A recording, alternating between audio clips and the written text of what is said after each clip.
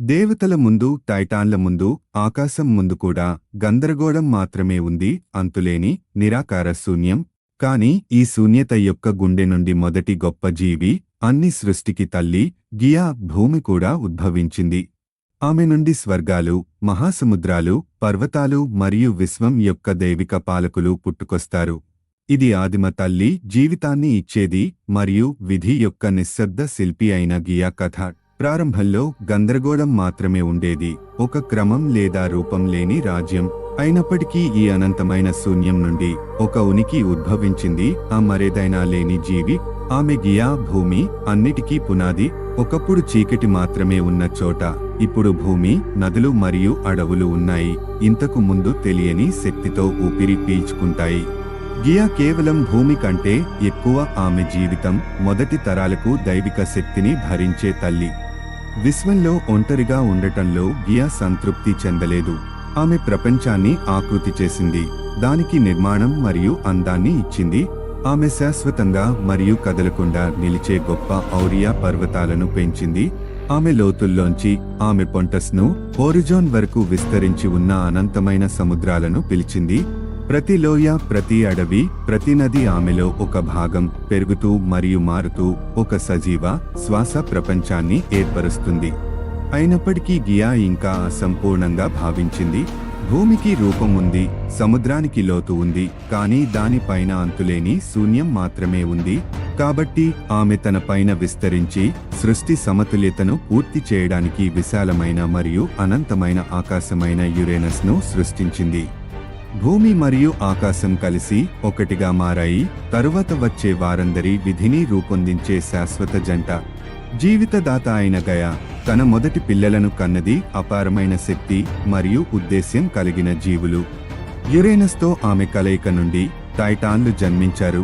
ఒకరోజు దేవుళ్లనే సవాలు చేసే 12 మంది శక్తివంతమైన దేవతలు. ఓషియానస్ అంతులేని నది, హైపెరియన్ కాంతి ప్రభువు మరియు భవిష్యత్ పాలకుల తల్లి రియా. ప్రతి ఒక్కరూ తమ తల్లి శక్తిలో కొంత భాగాన్ని మోసుకెళ్లారు. విశ్వాన్ని రూపొందించడానికి ఉద్దేశించబడింది. కానీ గియా పిల్లలందరూ ముక్తకంఠంతో స్వాగతం పలకలేదు. వారిలో ఒకే కన్ను కలిగిన భారీ జీవులు, స్వర్గాన్ని కదిలించే ఆయుధాలను తయారు చేయడానికి ఉద్దేశించబడిన సైక్లోప్స్ ఉన్నారు. ఆపై హెకాటోన్చిస్ వచ్చారు, అపరిమిత శక్తి కలిగిన దిగ్గజాలు.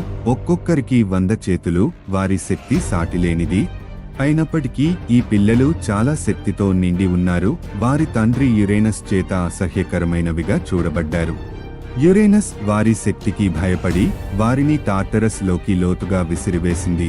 ఇది భూమి క్రింద ఉన్న చీకటి మరియు అంతులేని అగాధం. గియా సౌమ్య తల్లి వారి బాధ యొక్క ప్రతి క్షణాన్ని తనలోనే అనుభవించింది. భూమి కూడా కోపంతో వణికిపోయింది. తన పిల్లలను చీకటిలోకి నెట్టివేసినప్పుడు ఆమె పక్కన నిలబడలేదు. కాబట్టి ఆమె ఒక ప్రణాళికను రూపొందించింది. అది విశ్వం యొక్క విధిని శాశ్వతంగా మారుస్తుంది. గయా తన అత్యంత శక్తివంతమైన పిల్లలైన టైటాన్స్ వైపు తిరిగి వారి తండ్రికి వ్యతిరేకంగా లేవమని కోరింది. కానీ భయం వారందరినీ పట్టుకుంది.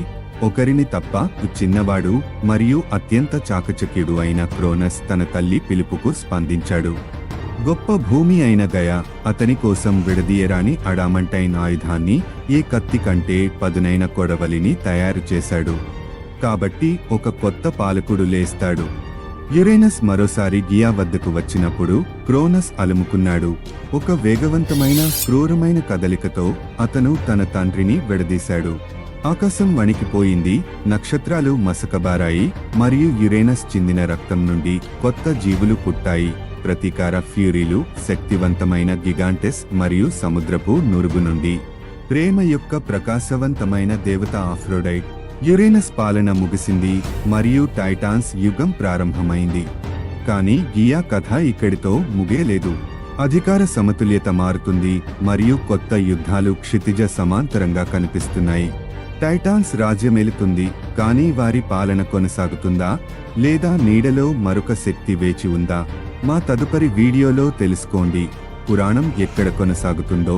సభ్యత్వాన్ని పొందండి మరియు వేచి ఉండండి.